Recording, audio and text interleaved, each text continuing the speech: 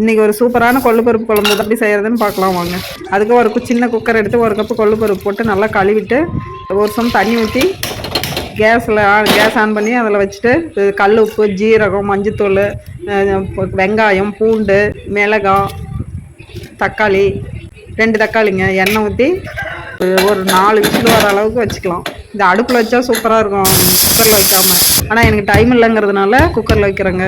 இப்போ அந்த பருப்பு ஆகிறதுக்குள்ளே வெங்காயம் 4 இப்படி நசுக்கி எடுத்தாங்க எடுக்கணும்.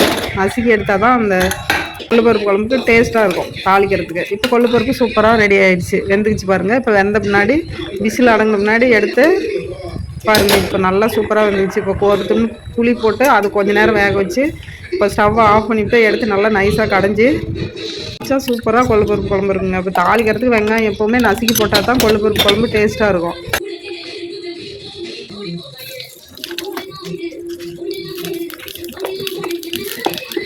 நசுக்கி வச்ச வெங்காயம் தாங்க போடணும், சூப்பராக தான் டேஸ்ட்டாக இருக்கும். கருவேப்பிலை போட்டு நல்லா வதங்கணும், கொஞ்சம் கருகிற மாதிரி வதங்கினா தான் கொள்ளுப்பருப்பு குழம்புக்கு சூப்பராக இருக்கும். அது கூட பெருங்காயம் ஒரு 1/4 டீஸ்பூன் சேர்த்து நல்லா வதங்கின முன்னாடி தாளிச்சு விட்டா கொள்ளுப்பருப்பு குழம்பு சூப்பராக நெய் போட்டு சாப்பிட்டா அவ்வளோ டேஸ்ட்டாக இருக்கும்.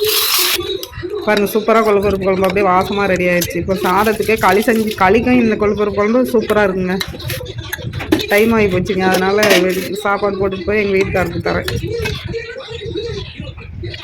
ஓகேங்க, அடுத்த வீடியோவில் பார்க்கலாம். பாய்.